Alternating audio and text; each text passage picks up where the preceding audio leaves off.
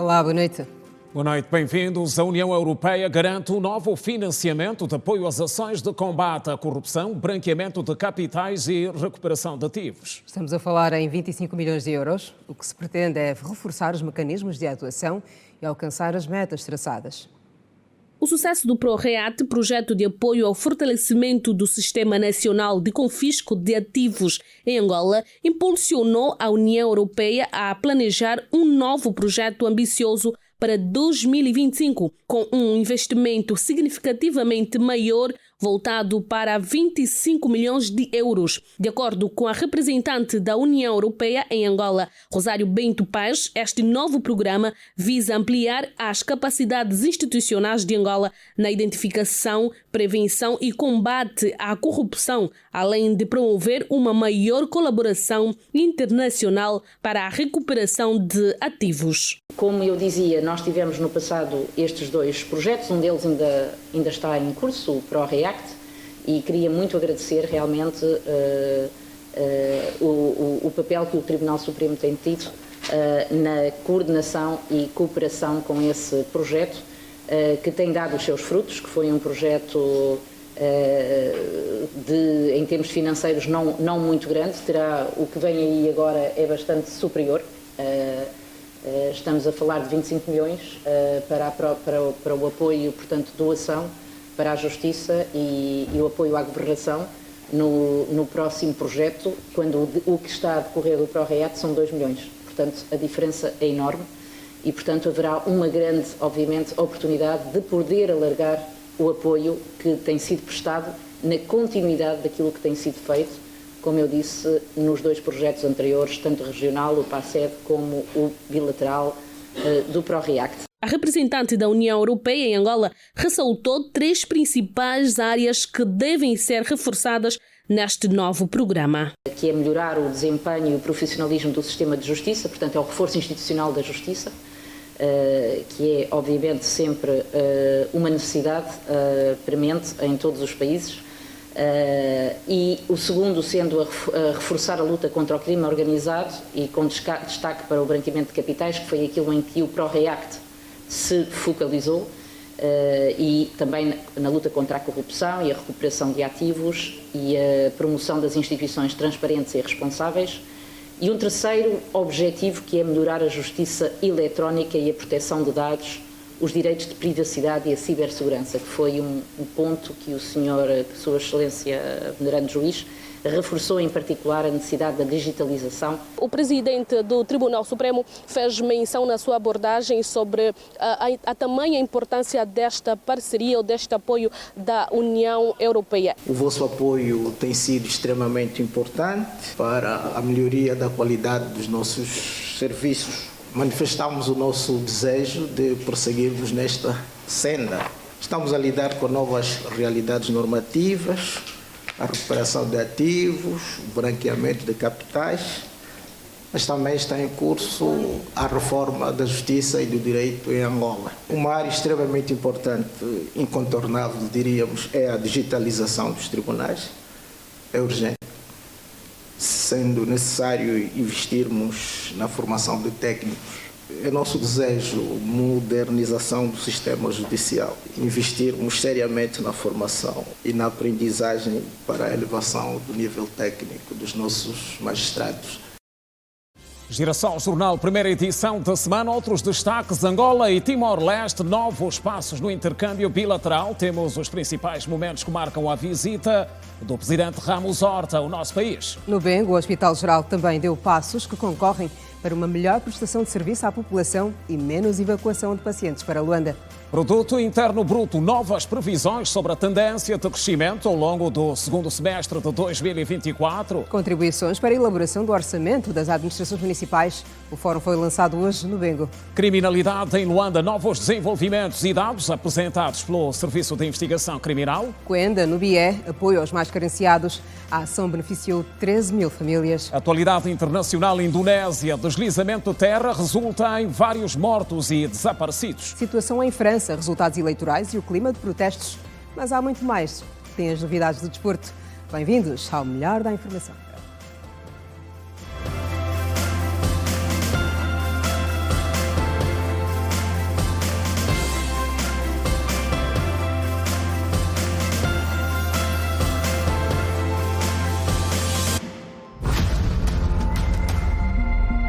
Olhos sobre as voltas que o mundo dá.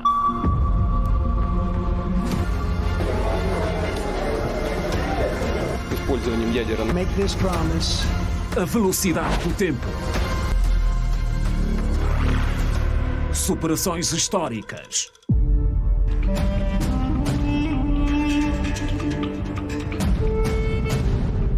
No country more important than Angola.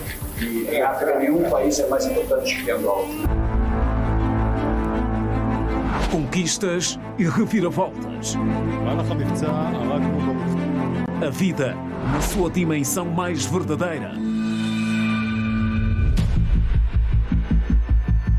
Nós gastamos 5 latas de leite, que bate 23 mil e tal. Quando chove, danifica muito a viatura. E esse é um trabalho que dura 2 dias, 3 dias. Girassol Jornal. Informação. Outra vez, boa noite. O Hospital Geral do Lubango ganhou hoje novas áreas de atendimento ao público e uma delas vai funcionar para internamento de pacientes vítimas de acidentes vasculares cerebrais agudos. A outra está virada para o tratamento de doentes com diabetes, mas o hospital também ganhou um bloco operatório pediátrico. O Hospital Central do Lubango conta com novos serviços abertos esta segunda-feira no âmbito da segunda fase da sua requalificação.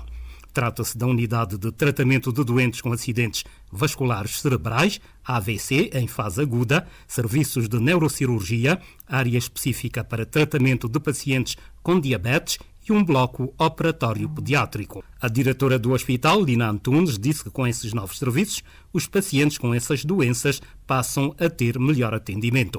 A primeira área é a área que está ligada aos doentes que a gente denomina neurocríticos. São doentes que tiveram traumas na cabeça, traumatismos cranianos, estão muito graves. Então nós arranjamos uma sala para esses doentes, porque bem vigiados, bem tratados, reduz-se as sequelas. Vamos abrir uma sala nova também relacionada com os AVCs, que é a nossa principal causa de morte. Então também era preciso investir nestes doentes que são graves quando chegam nas primeiras horas, primeiras 48 horas, e que tem que ter uma vigilância mais estrita, tem que ter um acompanhamento próprio, tem que estar uma sala só para eles e não dá, são tantos que não dá para pô-los todos nos cuidados intensivos. Então nós arranjamos uma sala própria para também reduzir a mortalidade e reduzir as sequelas dos doentes com AVC. O hospital tem capacidade para 480 camas e, segundo Lina Antunes, uma das grandes apostas da direção é a formação dos seus técnicos. Agora vamos abrir formação de enfermagem de licenciados de enfermagem.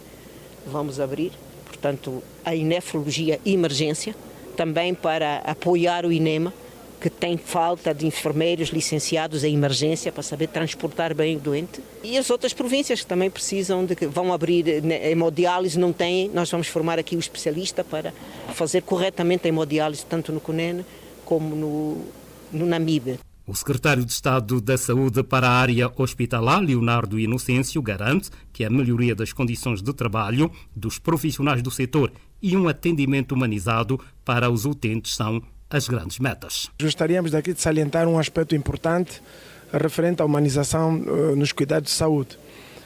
A estrutura hospitalar também está adequada não só ao paciente, mas também uma estrutura amiga dos profissionais. Temos áreas de acomodação dos profissionais com mais de 16 lugares que permitem o conforto, o bem-estar dos profissionais de serviço, que também foi um ganho importante a nível da estrutura.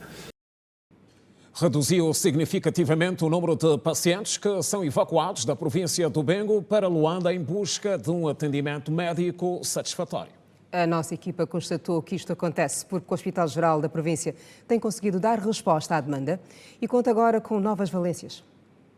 Inaugurado a 6 de novembro de 2023, o Hospital Geral de Nível Terciário do Bengo tem vindo a dar resposta assistencial dos diversos serviços de saúde. Localizado na província do Bengo, a infraestrutura de saúde pública está apetrechada com equipamentos de última geração que facilitam, por exemplo, na identificação de doenças reumáticas. Praticamente atendemos pessoas também que venham de Luanda, em várias zonas, pode ser no Banza Congo, Uís, quase a zona toda por completo, dessa zona norte. Este é um equipamento que tem a capacidade de visualizar em vários tipos de patologia, como AVCs, artérias, veias, enfim, etc. São várias coisas. Mas também nela tem a ver mais com situações de estresse, casos diabéticos, obesidade. São as pessoas que têm tido mais essas situações da marca de AVCs. Neste laboratório de patologia clínica, com os serviços de urianálise, hematologia e bioquímica imunologia, são processados diariamente mais de 200 exames de pacientes provenientes de diferentes pontos do país.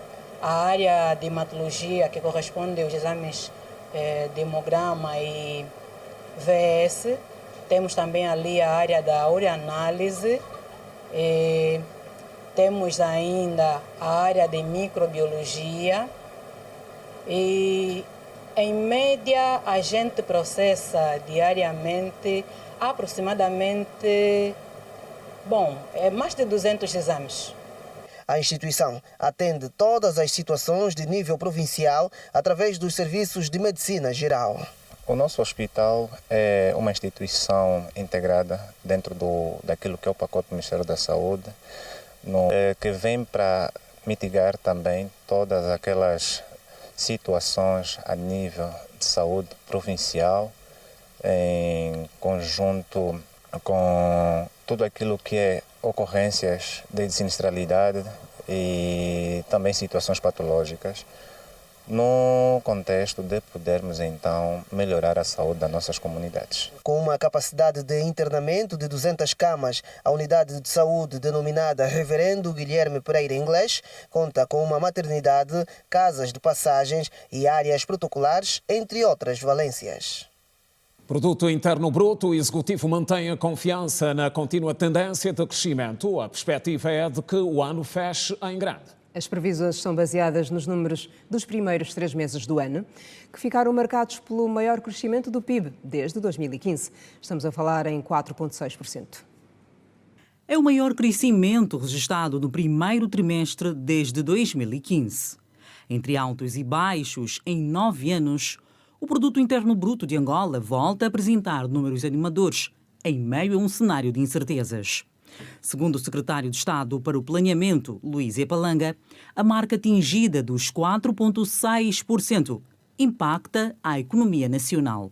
O bom desempenho do PIB no primeiro trimestre de 2024 sinaliza uma trajetória de recuperação da atividade econômica em resultado fundamentalmente das medidas de estímulo e dinamização do seu potencial, de estímulo à economia e dinamização do seu potencial, que estão a ser implementadas pelo Executivo desde julho de 2023, visando o aumento e a diversificação da produção nacional. Do conjunto de medidas em curso, destacam-se, no que diz respeito ao aumento da produção e do apoio no acesso ao financiamento do setor empresarial, há disponibilizados 43 mil milhões de kwanzas pelo Banco BAI para financiar o crédito agrícola da campanha 2023-2024, visando potenciar agricultores e produtores que já operam neste setor. Aprovados 735 projetos de caixas comunitárias, no montante de 6,3 mil milhões de kwanzas, dos quais desembolsados 289 projetos, no valor de aproximadamente 3,7 mil milhões de kwanzas, em decorrência da capitalização do Fundo de Apoio ao Desenvolvimento Agrário, FADA, com 5 mil milhões de kwanzas. As contas revelam que as atividades que mais contribuíram para o crescimento do PIB foram extração e refinação de petróleo bruto e gás natural, com 30,4%, comércio, com 26,9%, agropecuária e silvicultura, com 7,7%, produtos da indústria transformadora, com 5,5%, construção, 5,5%, pesca, 4,9%, serviços imobiliários, 3,4%, administração pública, defesa e segurança social obrigatória, 1,8% e outros serviços, com 8,3%. Iniciativas voltadas para o setor não petrolífero são algumas estratégias a serem adotadas no plano para manter ou aumentar o crescimento do PIB. Outra estratégia para minimizar os efeitos negativos na vida social dos angolanos passam pela criação de renda, e a promoção de mais empregos. O fundamental aqui é sermos consistentes e garantirmos que essas taxas de crescimento se vão verificando trimestre após trimestre para que os efeitos ou as externalidades positivas se façam sentir na vida das populações. Portanto, de forma imediata, e os impactos não são imediatos, estou a me referir ao terceiro trimestre, mas se nós mantivermos esse ritmo, naturalmente que fundamentalmente a inflação, os níveis de empregos ou de desemprego poderão reduzir e por essa via podermos minimizar os efeitos negativos que constituem desafios ainda a nível do domínio social. Está lançado o Fórum Municipal de Recolha de Contribuições para a elaboração do orçamento das administrações municipais. O ato oficial teve lugar hoje na província de Bengo e foi orientado pelo Ministro da Administração do Território. O ministro da Administração do Território, Dionísio da Fonseca, afirmou nesta segunda-feira que o país tem apresentado melhorias em matérias de prestação de contas orçamentais se comparar aos anos anteriores, em que apenas 4 províncias o faziam. Na verdade, é uma situação que já está resolvida.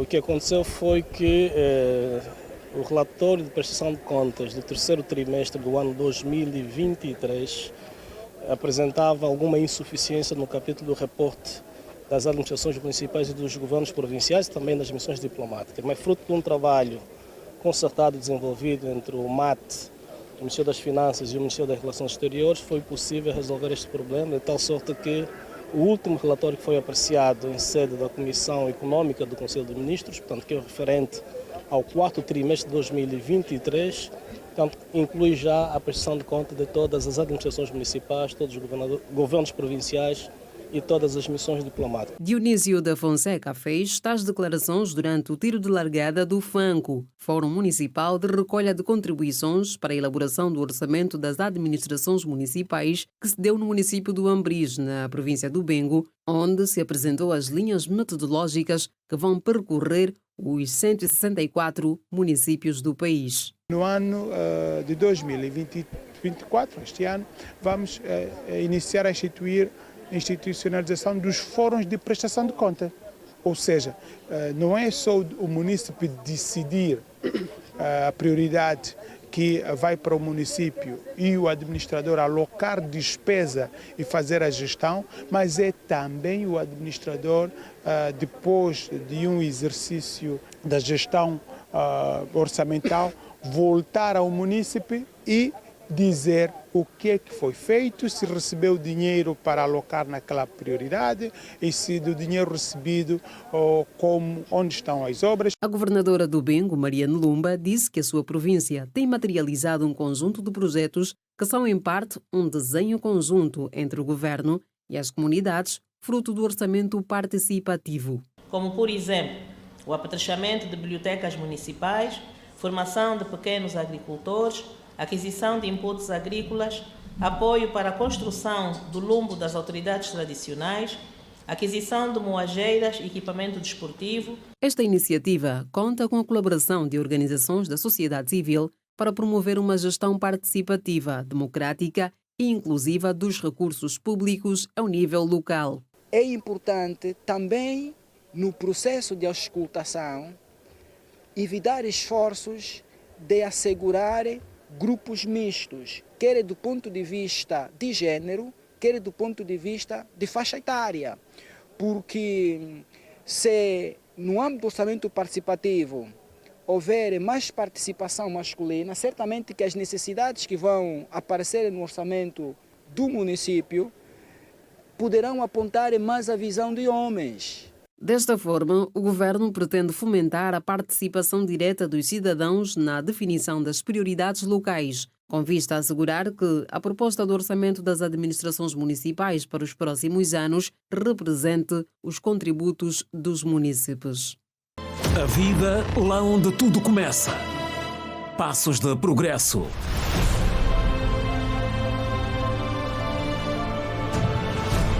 Conquistas e desafios ainda por vencer.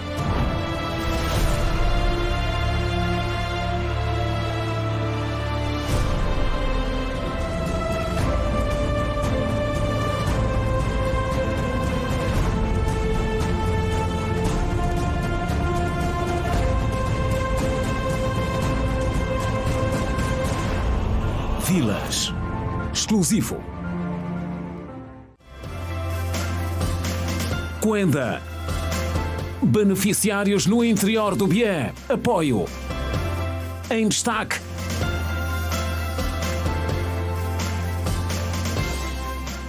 E é mais à frente, Angola e Timor-Leste assinaram acordos que reforçam a cooperação em vários domínios, no quadro da visita de Estado que o presidente José Ramos Horta efetua ao nosso país. No Palácio da Cidade Alta, o dia foi de agenda intensa para o chefe de Estado angolano. São 3 os instrumentos jurídicos de cooperação assinados e estão voltados para os domínios da isenção de vistos em passaportes diplomáticos e serviço, consultas políticas e estudos diplomáticos. Ao começar o dia, José Ramos Horta foi à Praça da República, local onde depositou uma coroa de flores no sarcófago de Antônio Agostinho Neto, primeiro presidente da República de Angola. Curvo-me com humildade e respeito perante este grande angolano, este grande africano, este grande líder mundial, porque as lições de Agostinho Neto tem uma grande universalidade. Na sequência da sua visita de 72 horas ao nosso país, dirigiu-se ao Palácio Presidencial, onde foi recebido pelo homólogo angolano, com quem manteve um encontro em privado para abordar questões que interessam os dois países. Na sequência, os 12 estadistas testemunharam nesta sala a assinatura de 3 importantes instrumentos de cooperação entre a República de Angola e a República Democrática de Timor-Leste. Angola e Timor-Leste assinaram 2 memorandos de entendimento. O primeiro diz respeito a consultas políticas bilaterais entre os 2 governos, ao passo que o segundo é o memorando de entendimento sobre estudos diplomáticos, assinado entre a Academia Diplomática Venâncio de Moura de Angola e o Centro de Estudos Diplomáticos de Timor-Leste. Por fim, foi assinado também o Acordo para a Isenção de Vistos em passaportes diplomáticos e de serviço. Angola não pretende ficar por aí, quer avançar também para a cooperação no domínio agropecuário. Estamos todos interessados em fazermos a transição de país agrícola para países industrializados, mas a industrialização de um país é um longo caminho a percorrer. Portanto, a industrialização dos países passa por um grande investimento em infraestruturas, estradas, portos, água e, sobretudo, energia. Portanto, tudo isso os nossos países estão a fazer, mas até passarmos a considerar que somos países industrializados, ainda temos um grande caminho a percorrer. Portanto, até lá, temos que acarinhar bastante a agricultura e até mesmo para garantir a segurança alimentar dos nossos países. Infelizmente, Timor-Leste continua demasiado dependente de recursos não renováveis e não vamos desfazer desses recursos não renováveis, apesar do nosso compromisso em transitar para recursos renováveis no futuro. No plano político e diplomático, Angola já abriu a sua embaixada na capital da República Democrática de Timor-Leste e a ação recíproca deverá acontecer apenas em 2025. Para nós é muito importante a presença de Angola, a presença dos países dos PALOPs e da CPLP. Eu tenho advogado informalmente junto do secretariado da CPLP e com o Sr. Presidente sobre a importância de que cada país, os países da CPLP estabeleçam embaixadas em cada capital de outros países da CPLP. Esta é a segunda visita de Estado do presidente José Ramos Horta ao nosso país. O presidente João Lourenço deverá retribuir a visita nos próximos meses, tão logo haja uma data indicativa pelo Mirex de Angola e pelo Ministério dos Negócios Estrangeiros e Cooperação de Timor-Leste. O presidente José Ramos Horta também foi homenageado na Assembleia Nacional, onde, por ocasião da sua visita, foi realizada uma sessão plenária extraordinária. Durante uma sessão plenária solene extraordinária na Assembleia Nacional, o presidente do Timor-Leste agradeceu a Angola pelo seu apoio durante o processo de independência há 22 anos. Não teria acontecido sem a solidariedade internacional. Não teria acontecido sem o compromisso de países como Angola, Cabo Verde, Guiné-Bissau, Moçambique, São Tomé e Príncipe, Portugal e Brasil. Não teríamos conseguido sem a inspiração de Agostinho Neto e de tantos outros líderes angolanos e também dos outros países da língua portuguesa. José Ramos Horta, Prêmio Nobel da Paz em 1996, elogiou o papel de Angola na promoção da paz e reconciliação nacional, destacando que Timor-Leste seguiu o exemplo. Falando em reconciliação, pacificação de um país, é necessária muita coragem. Coragem política, integridade, seriedade, sinceridade. E Angola é um grande exemplo de como ultrapassar períodos sangrentos da história, reconciliar a nação, sarar as feridas, reconstruir o país, desenvolver o país em honra aos falecidos, aos sacrificados e para honrar os vivos. Timor-Leste é um desses exemplos. Não olhamos para trás, honramos os mortos, curamos das feridas e recusamos a justiça dos vencedores. A presidente da Assembleia Nacional mencionou a visita de José Ramos Horta ao Parlamento angolano, reconhecendo sua trajetória no cenário político internacional. Aos 18 anos enfrentou o seu primeiro exílio, ao que seguiram mais 2. Foi a pessoa mais jovem a discursar na Organização das Nações Unidas. Teve sempre um modelo de vida de perdão, de solidariedade, de ensinar a sarar feridas e de apelo aos timorenses para não viverem de olhos postos no sofrimento do passado, mas a serem confiantes no futuro e saberem virar a página da história recente, sempre em nome da busca da coesão, da fraternidade, da igualdade e do desenvolvimento social. Angola e Timor-Leste estabeleceram relações diplomáticas em 20 de maio de 2002 e são membros da Comunidade dos Países de Língua Portuguesa. O programa de transferências sociais monetárias continua a beneficiar famílias no interior do país. No BIE, a ação mais recente de apoio beneficiou 13 mil famílias nas localidades do Chitembo, Mutumbo e também de Sachinemuna. Foi difícil chegar aos municípios e comunas do Muyango, Chitembo, Mutumbo e Sachinemuna na província do BIE.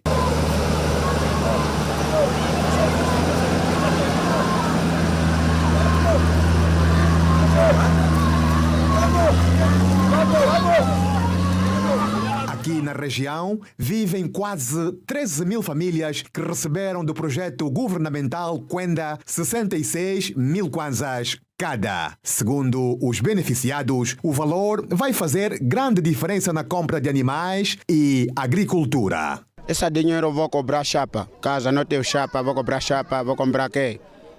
Cama. Chega. Receber 66. Vou meter lá na lavra para ajudar. Como aquele outro também estava a meter lá na lavra, que se tudo, para pronto, tudo guardar. Outro está a comprar chapa de o bico. O regedor adjunto do bairro Sachinemuna disse que está feliz por esse apoio que o projeto Kwenda está a dar à população. Nós agradecemos. O Grupo Kwenda sempre está funcionando bem. O trabalho do Grupo Kwenda, toda a gente está muito contente. Benefício bem. Grupo Kwenda, sempre nós estamos bem. Os recursos do Kwenda também chegaram às áreas mais distantes do BIE. Foi o caso da mais velha Minga, já acamada e sem recursos para se deslocar ao hospital na sede do município. A minha irmã ela adoeceu muito tempo, estado da coma. É por isso que chamamos a equipa para menos só dar o valor dela. Nós agradecemos do programa do Cuenta, porque neste momento o bairro estava mesmo assim, sem nada, mas desse momento a entrega do dinheiro, agora estamos vendo muitas movimentações de compra de alguma coisa, roupa, depois panela, prato, etc. E com esse programa de dinheiro da entrega do coso da irmã doente, vamos levar no tratamento médico. O diretor provincial do Fundo de Apoio Social, FAS, no BIE, disse que, independentemente das dificuldades de chegar aos locais, já foram beneficiadas 107 aldeias. O município do Quemba está agora a beneficiar da terceira e da quarta recorrência, sendo que já foram beneficiadas na primeira fase 12.948 famílias. Estas mesmas 12.948 famílias estão agora a beneficiar da segunda e terceira fase. Em termos de aldeias, nós neste momento já temos beneficiadas 107 aldeias, estão por beneficiar mais 53 aldeias sensivelmente e estão pagos até hoje quase 9.000 famílias. Ainda tem sido uma grande contribuição para que as famílias melhorem a sua condição social, produtiva e econômica. Embora tenhamos em alguns casos dificuldades de acesso, mas as equipas estão predispostas, motivadas a aceder a esses locais. Há zonas em que temos que percorrer algumas distâncias a pé, houve zonas em que para cadastrar as equipas tiveram que transpor rios através de canoas que as próprias comunidades utilizam. O programa social Cuenta é uma iniciativa do governo de Angola que visa apoiar cerca de 1.608.000 famílias em situação de pobreza e vulnerabilidade no país. E em Cabinda, os agricultores da comuna de Nacuto, município de Bucuzão, enfrentam dificuldades de escoamento de produtos do campo para a cidade. Há muita produção e poucas alternativas de escoamento. Isto por causa do mau estado das vias. A comuna do Nacuto é considerada como uma das localidades de maior produção da banana, mandioca, batata e feijão. A população desta região exerce várias atividades. As mais destacadas estão ligadas à agricultura, pesca e caça. Nesta altura, a produção agrícola é considerada de boa, a julgar pela época em que nos encontramos e a fertilidade da terra.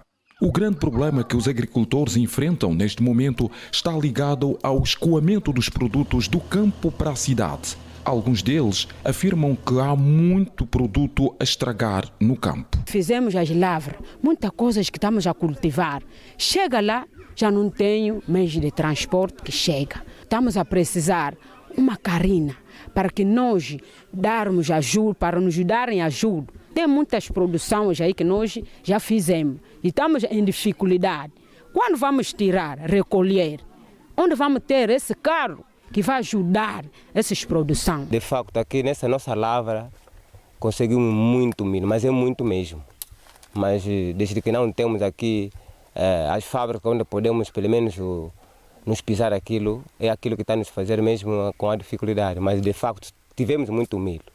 E o que estamos a ver acerca de mandioqueira, também vamos ter mandioca, a bem dizer, porque temos muito aqui. O coordenador da aldeia disse que, para além das dificuldades que os agricultores enfrentam, a população também vive muitos problemas que passam pela falta de centros médicos, escolas e água tratada para o consumo. No Nacuto, na comuna do Nacuto, nem sequer um cânter a comuna se tem para ajudar esse povo. Aqui vocês estão vendo bem, mas lá ao fundo, as aldeias que fazem fronteira com Belize estão a passar mal. Não temos hospital. Nós estamos na mesma tecla conforme os nossos antepassados carregavam a pessoa quando a pessoa está doente, faz a chipoia. Estamos a carregar para levar no centro, onde tem hospital. Escola IDE. Só os alunos que andam a sair aqui, que estão a estudar no Conde Malondo, uns já estão na 9ª ou 8ª classe. Depois daí é que vai ao centro ou cidade. A nossa reportagem constatou que há um centro de saúde em construção na aldeia de Conde Malonda. O empreiteiro dos trabalhos afirma que a obra será entregue nos próximos tempos. Nós estamos a fazer apenas o centro médico. Bom, os trabalhos, como estão a ver, os trabalhos estão correndo normalmente. apesar de que não temos muita força, mas como estão a ver, o nosso empreiteiro está fazendo tudo por tudo que é para poder avançar a obra. A comuna do Necuto faz parte do município de Bucuzau, a fronteira com a República Democrática do Congo. É satisfatório o nível de execução das obras sociais ligadas ao Plano Integrado de Intervenção nos municípios em algumas regiões do interior do Dande, província do Bengo. É o caso das comunas de Cachito e também das Mabubas. O setor da educação é o que mais ganha em infraestruturas. As autoridades prometem cumprir com os prazos definidos. Os munícipes do Dande, residentes na comuna de Cachito, esperam ver aumentado o número de escolas dentro dos bairros. Um destes bairros é o Sassacária, onde os encarregados de educação esperam ver concluída essa escola do primeiro e segundo ciclo, que comporta 12 salas de aulas e que está a ser construída no âmbito do Programa Integrado de Intervenção nos Municípios, PIM. Estou muito orgulhoso que a escola seja bem coberta e para nós, a comunidade aqui do bairro, estivermos bem contentes. Os pais, como nós os pais, estamos a apostar que as crianças estão a ser formadas para um dia serem quadro. Nós estamos a torcer para isso, porque tem sido um transtorno todos os dias a criança pegar táxi, crianças de 5 anos, ter que acordar muito cedo para ir para a escola. Já aqui está muito perto de casa, a criança sai, consegue matar bichar e ir para a escola normalmente, tranquilamente, os pais também ficam tranquilos. Já ali é muito distante, percorrer essa trajetória todos os dias tem sido muito cansativo para as crianças. Já concluída está a escola do ensino primário do bairro Cauango, que permitiu reduzir o número de crianças fora do sistema de ensino. Não tínhamos uma infraestrutura como essa e no surgimento dela, de facto, elevou o número de alunos que estavam fora do sistema do ensino. Nesta altura, a maioria quase está albergado para essa infraestrutura. Tanto para nós, os ganhos são enormes. E o administrador comunal de Cachito, José Matoso de Andrade, disse que aos poucos a comuna vai concluindo com os programas em carteira para a melhoria da qualidade de vida da população. Estamos tanto a um nível considerado bastante positivo, na medida em que tanto boa parte dos projetos que constam da carteira, quer do município, quer do âmbito provincial e até central, estão concluídas. Estamos a falar da escola número 368 do ensino primário, primeiro ciclo, no bairro Cauango. Tanto estamos a falar também da escola do primeiro e segundo ciclo no bairro Sassacária, dentre várias outras obras ligadas também ao setor da saúde. Vários postos de saúde foram reabilitados no âmbito do PIM. A rede escolar estendeu-se até a comuna das Mabubas, onde nasceu o primeiro e, por sinal, único magistério da província do Bengo, denominado Quimamuenho. Portanto, essa instituição de ensino existe desde o ano de 1995. Portanto, de um tempo a esta parte, andou a funcionar numa instituição improvisada, mas por via do PIM, que é o Programa Integrado de Intervenção aos Municípios, o Governo Central investiu na construção de raiz dessa infraestrutura. Estamos a funcionar aqui há sensivelmente 3 anos, que é uma escola vocacionada à formação de professores a nível médio. Tanto temos aqui 3 cursos de formação, desde a formação de professores para o pré-escolar, ensino primário e primeiro ciclo em 7 especialidades: formação de professores de Biologia e Química, Geografia e História, Matemática e Física, incluindo também formação de professores de Educação Física. Neste momento, o município do Dande conta com 33 escolas do primeiro ciclo, distribuídas em 6 comunas, dentre elas a comuna de Cachito e das Mabubas. São as notícias no Girassol Jornal, edição de segunda-feira. No próximo bloco, destaque para as fake news, a onda de falsas notícias que ganha espaço no meio social. O próximo bloco reserva também o essencial sobre a atualidade além das nossas fronteiras. O intervalo é breve. Voltamos a seguir, não saia daí. Até já. Até já.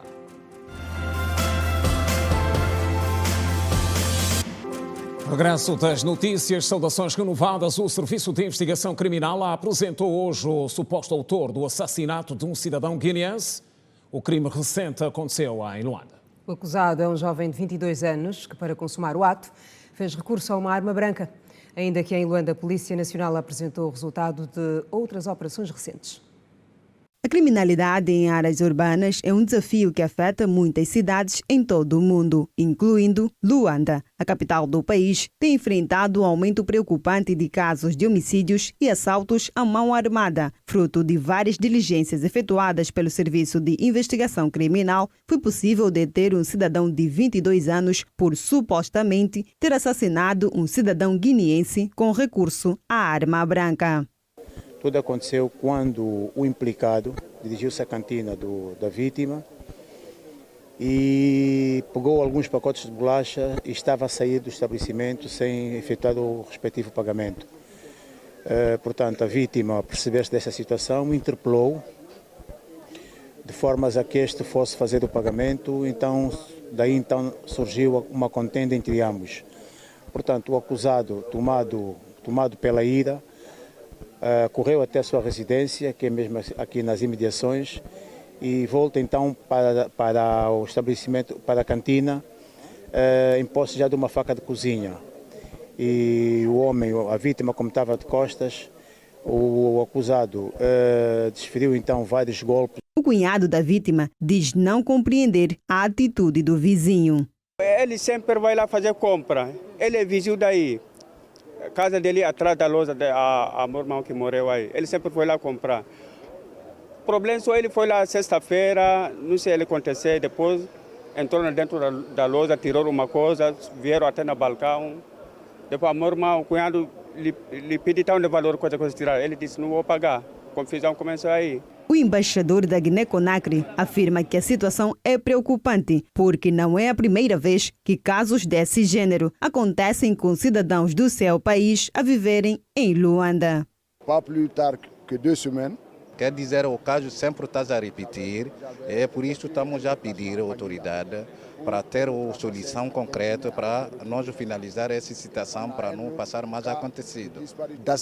O porta-voz do SIC Luanda apela à juventude a ter mais cautela. O uso de qualquer instrumento, quer uma faca, quer pedras, quer paus, não os vai levar em nada a utilizarem este tipo de material para a resolução de qualquer tipo de conflito.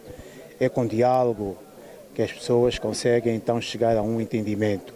No âmbito da operação de combate à criminalidade no município de Cacoaco, a Polícia Nacional recuperou vários meios roubados e apresentou indivíduos implicados em vários crimes. Foi possível serem apreendidos os seguintes meios: 14 armas de fogo, sendo 12 do tipo AKM, 2 do tipo pistola Makarov, 2 colunas de som, sendo uma de marca VL, uma de marca Ludor, uma mesa de som de marca Yama.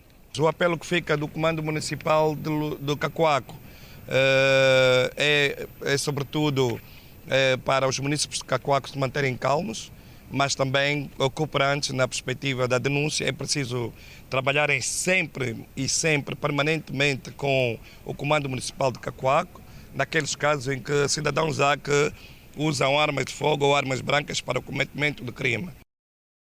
E agora olhos sobre o fenómeno das fake news, as notícias falsas que ganham cada vez mais espaço, principalmente nas redes sociais. E face à onda prejudicial, a chamada de atenção é para os profissionais da comunicação social para optarem por uma postura responsável e ética.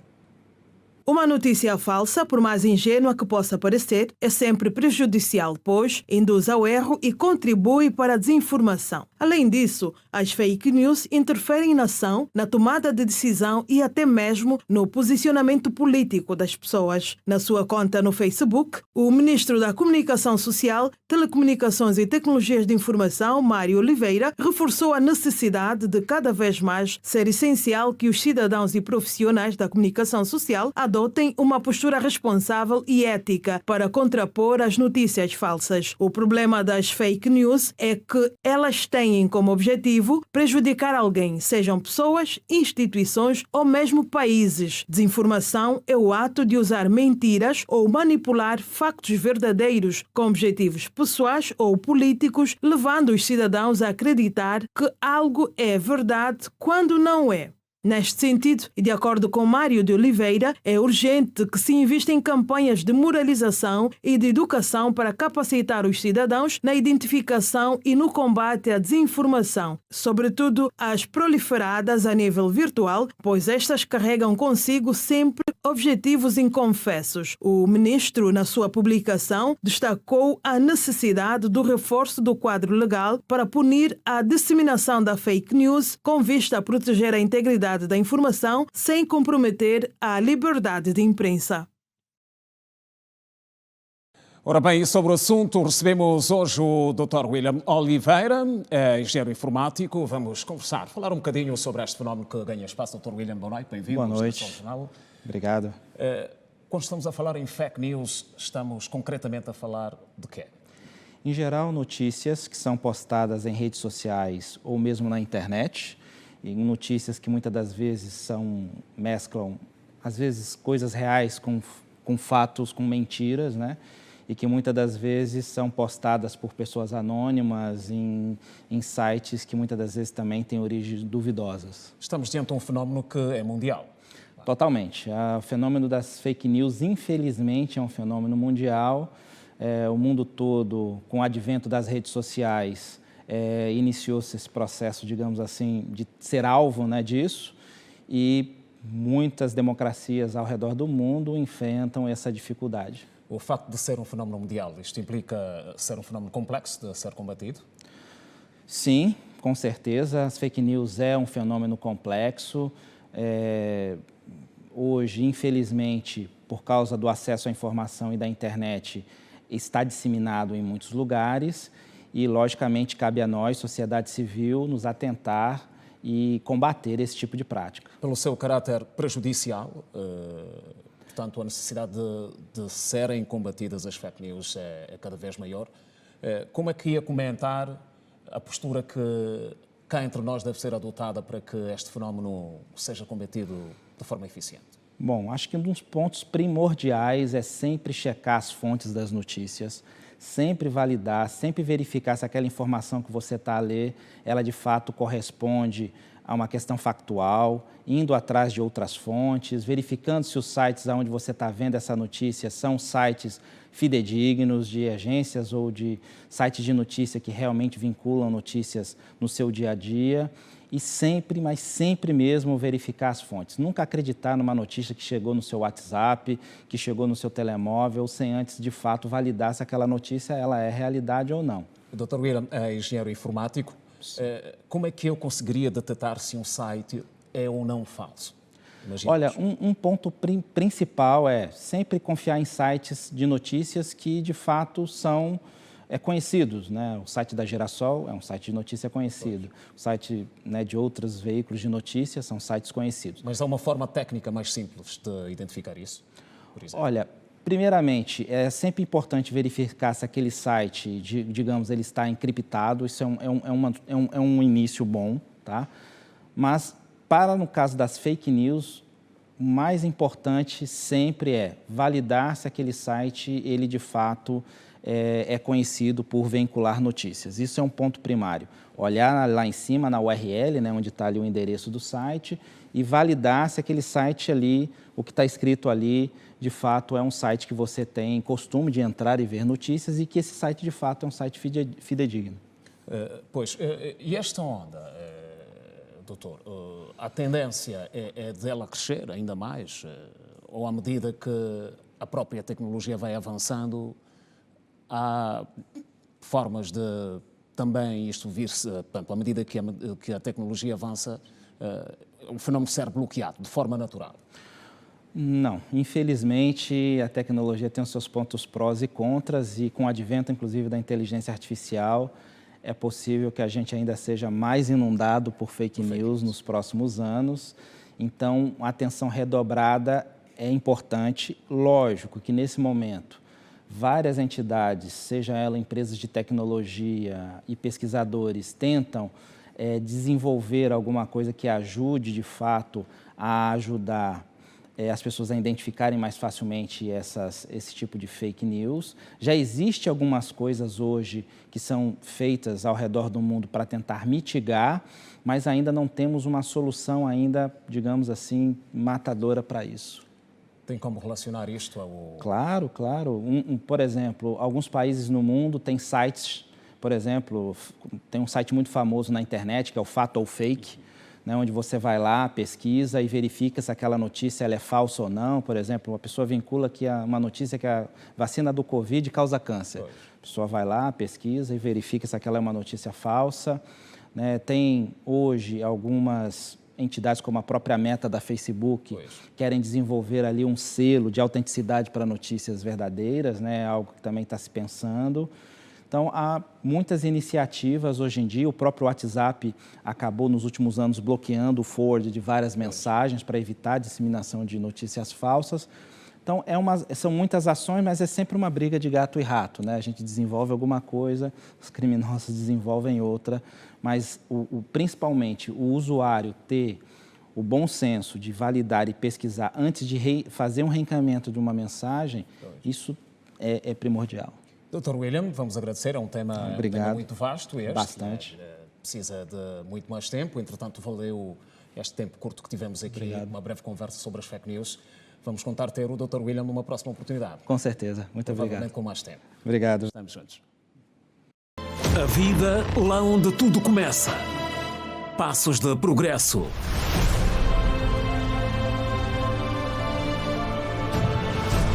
Conquistas e desafios ainda por vencer.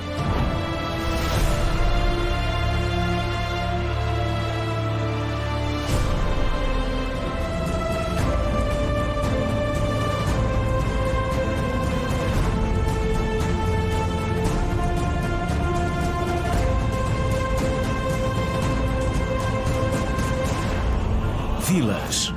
Exclusivo. Município da Mocaba. Serviços da educação. Exemplo. Em destaque.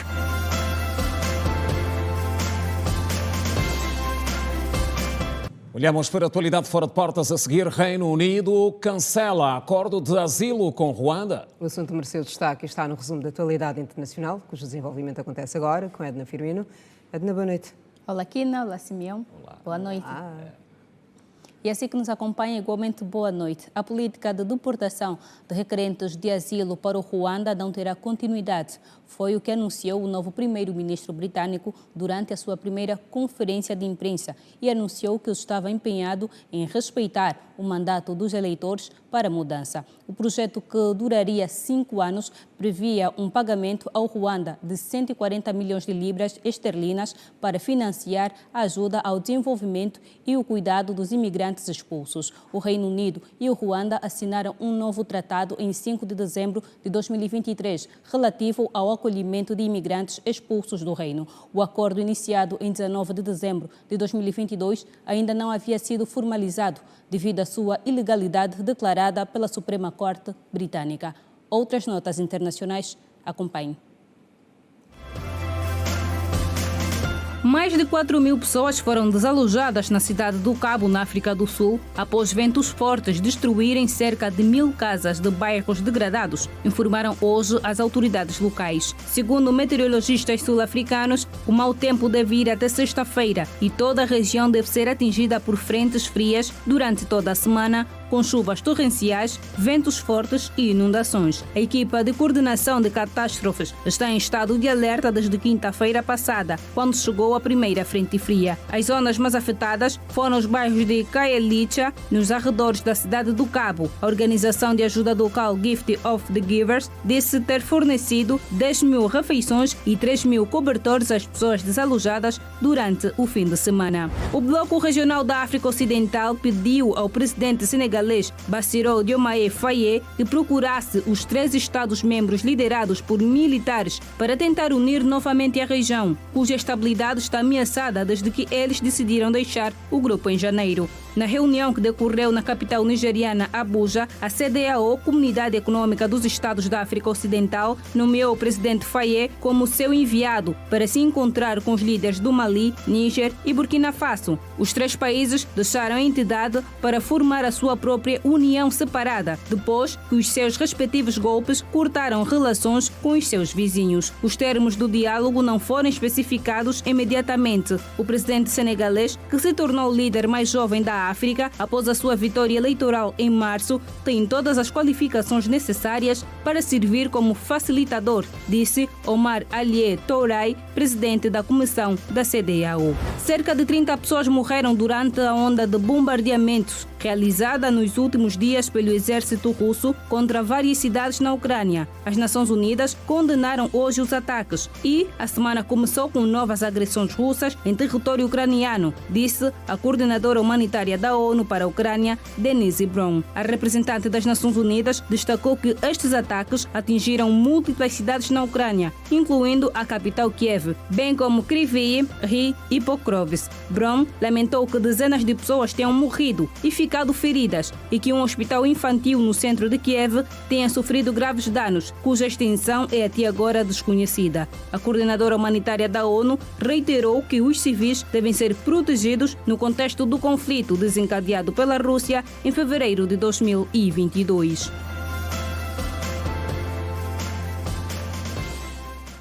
E a atualidade internacional passa também pela Indonésia, onde um deslizamento de terra em mina ilegal resultou em vários mortos e desaparecidos.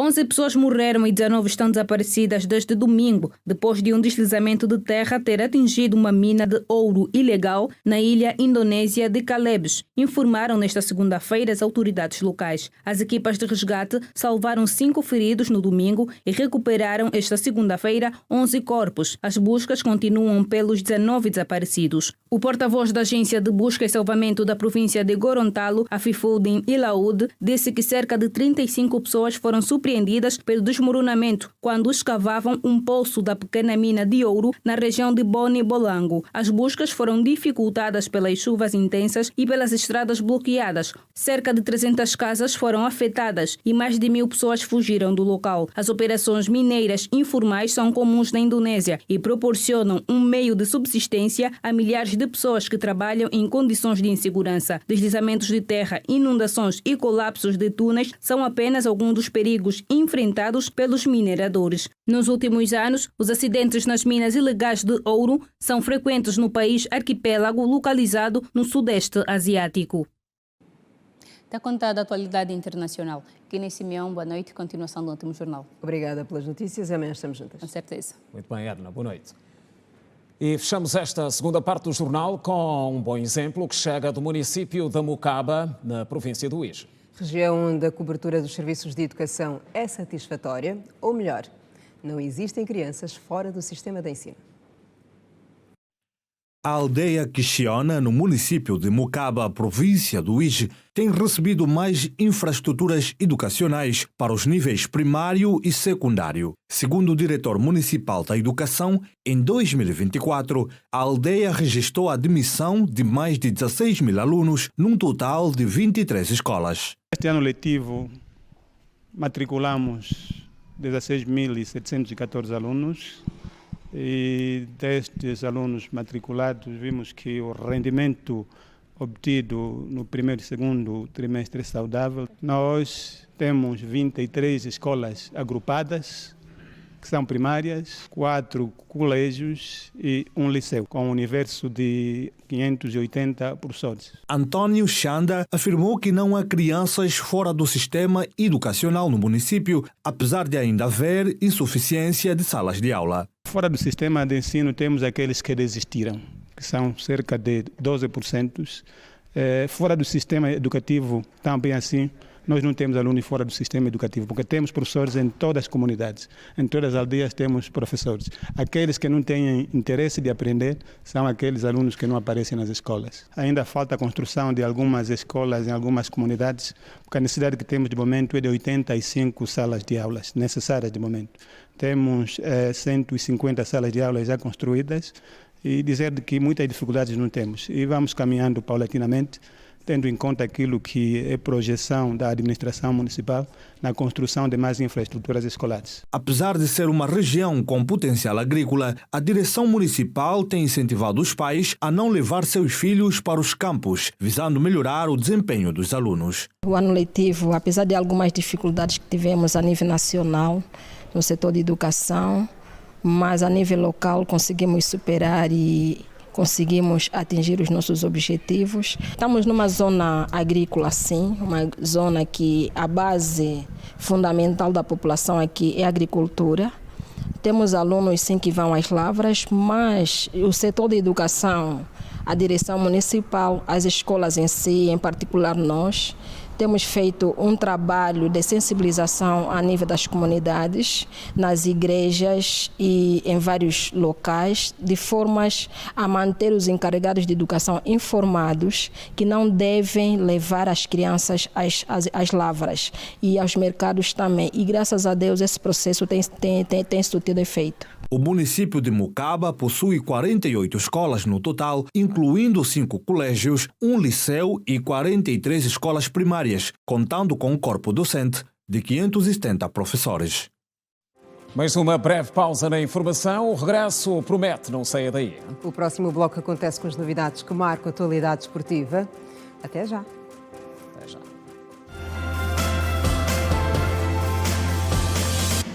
Regresso das notícias já na ponta final com o Desporto, Quina. E é com o Manuel da Cruz que já chegou. Manuel, boa noite, bem-vindo. Boa noite, Quina. Boa noite, Simeão. Boa noite a todos. Começamos com futebol ainda na ressaca da Taça COSAFA. Angola conta com 6 jogadores no 11 ideal da competição. Depois da conquista da 4ª Taça COSAFA, onde venceu na final a Namíbia por 5 bolas sem resposta, o combinado nacional liderou o 11 ideal da competição com 6 jogadores. No sistema tático 4-3-3, a baliza conta com o guarda-redes moçambicano Armando Doutor, lateral direito Antônio Ossi de Angola, lateral esquerdo Pedro Bondo, também de Angola, centrais Vitor Nanki Vidinho, de Angola, e Charles Ambira, namibiano. No meio-campo, Manuel Kiliano, de Angola, Aprúcios Petrus, namibiano, e Antônio Mwanza Maestro, angolano. Avançados, Chamisto Alfândega, moçambicano, Dário Melo, também moçambicano, e Laurindo Aurélio Depu, angolano. Treinador principal, Pedro Gonçalves, português de nacionalidade, que orienta a seleção nacional. Com a conquista da Taça COSAFA, Angola está entre as 4 seleções que mais levantaram o troféu. A Zâmbia conta com 7 títulos, é quem comanda, seguida do Zimbábue com 6 e África do Sul com 5. Ainda de futebol, vamos acompanhar algumas movimentações no mercado de transferências a nível nacional.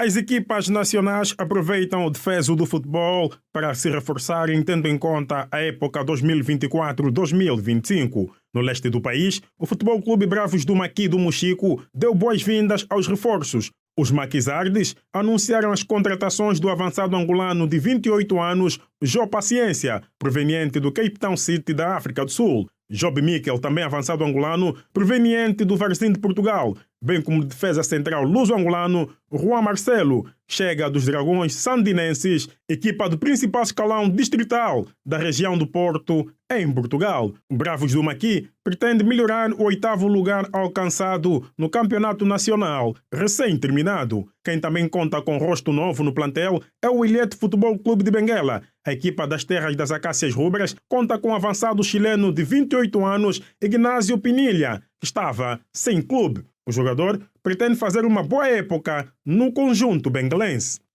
Sou Ignacio Pinilla, nuevo jugador de Juliette de Benguela, e espero que nesta temporada vaya muito bem e todos juntos. Colocar um ponto final quanto à presença do desporto, que neste Simeão estamos juntos. Estamos juntos, Manuel, obrigada. Ficamos por aqui. Voltamos a estar juntos amanhã à mesma hora. Os nossos agradecimentos de sempre. Amanhã às 19h45 estamos juntos. Boa noite.